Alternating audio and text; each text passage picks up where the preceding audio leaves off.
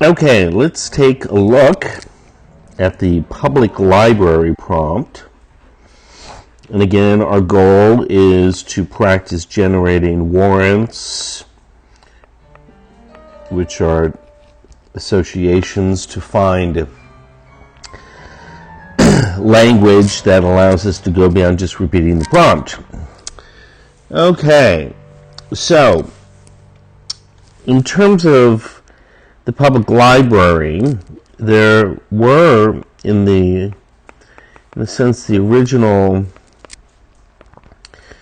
charter, the original purpose of the public library is to have a sort of a relationship to the community, an obligation to give access, right, to education, especially to groups that previously didn't have access to knowledge and technologies of the day. And the idea is, with the public library, is to provide a communal space. And so the other warrant too is that when people gather, the very act of gathering as a community is the trigger to creativity,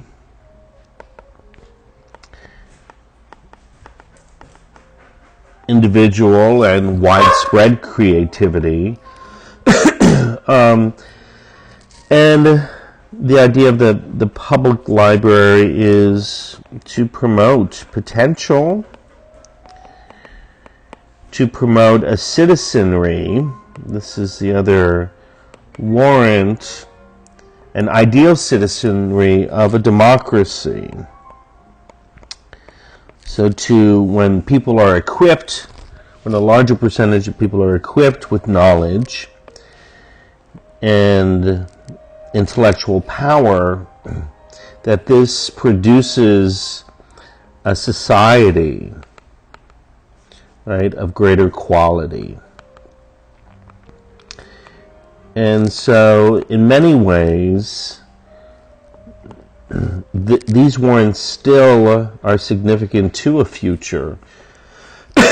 And the fact that we have new technology still rests within the larger charter, the original charter. And so we're talking about warrants about, in a different way, public education. And as I said, opportunity in a free society. And that we generate the degree of freedom, that there is a relationship to the freedom of society, to the intellect of its citizens. So I think these are some key warrants here that, and this is similar to the free society, but that this idea that there is a widespread, almost a utilitarian benefit when a greater number of people are given knowledge, then we increase, right? We increase productivity as well. Productivity, happiness. In a sense, the public library can fulfill the obligations inherent in the Constitution. So So obviously these are lots of positive warrants here that the library is still a functioning space, right? And space is both intellectual and physical communal space. So clearly already we have lots of language to build our thesis statement.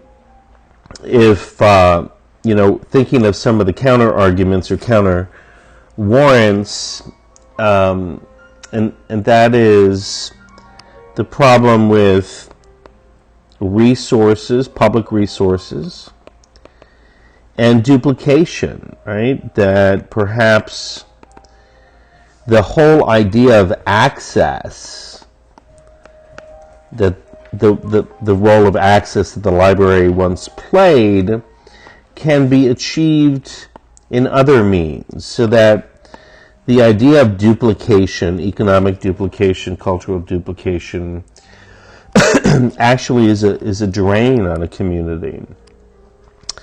And also efficiency. There are warrants that, and again, this is similar to an economic financial warrant, but are there better ways to more efficiently support the growth? They would say, yes, there are more efficient ways of supporting the growth of community, of giving access and opportunity. And the library has become obsolete, that the cyber world, right, provides access, that the idea of physical space to build community is no longer